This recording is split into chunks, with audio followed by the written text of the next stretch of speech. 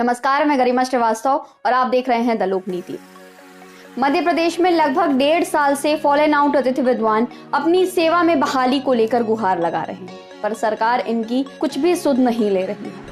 लगातार अतिथि विद्वान ज्ञापन के माध्यम से, सीएम हेल्पलाइन के माध्यम से खुद मंत्रियों से मिलकर अपनी आर्थिक स्थिति से अवगत करा रहे हैं, लेकिन किसी का भी ध्यान इस तरफ बिल्कुल भी नहीं है। वित्त मंत्री और उच्च शिक्षा मंत्री यह बात कहते हैं कि आप सभी की सेवा में बहाली पर विचार हो रहा है, पर यह मंत्री इसी तरह की बातें कहकर अपना पल्ला झाड़ते साफ तौर पर नजर आ रहे हैं।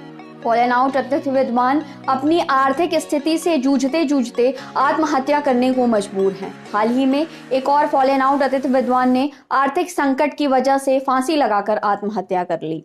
बता दें कि मध्य प्रदेश में पिछले साल बड़ा उलटफेर हुआ था। ज्योतिरादित्य सिंधिया अपने 22 समर्थक विधायकों के साथ भाजपा में शामिल हो गए थे। पूर्व में कमलनाथ की सरकार के दौरान ज्योतिरादित्य सिंधिया अपने ही सरकार के खिलाफ मुखर हुए थे और उन्होंने अतिथि विद्वानों के लिए सड़कों पर उतरने की बात कही थी। ज्योतिरादित्य सिंधिया अपने समर्थक विधायकों के साथ भाजपा में शामिल हो गए और 20 मार्च को कमलनाथ की सरकार गिर गई। 23 मार्च को एक बार फिर से वर्तमान मुख्यमंत्री शिवराज सिंह चौहान ने सत्ता की कुर्सी संभाली।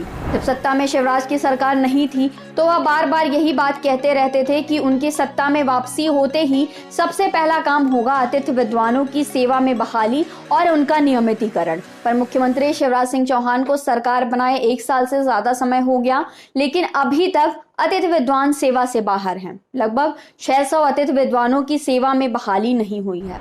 हाल ही में अतिथि विद्वानों के मुद्दे पर मैहर विधायक नारायण त्रिपाठी अपनी ही सरकार के खिलाफ मुखर हुए। उन्होंने सतना में कहा कि अतिथि विद्वानों ने इतने लंबे समय तक कम मानदेय में मध्य प्रदेश के छात्रों को पढ़ाया है, तो यह हमारी सरकार का फर्ज बनता है कि उनका उचित मानदेय तय करे और उन्हें वापस सेवा मिले।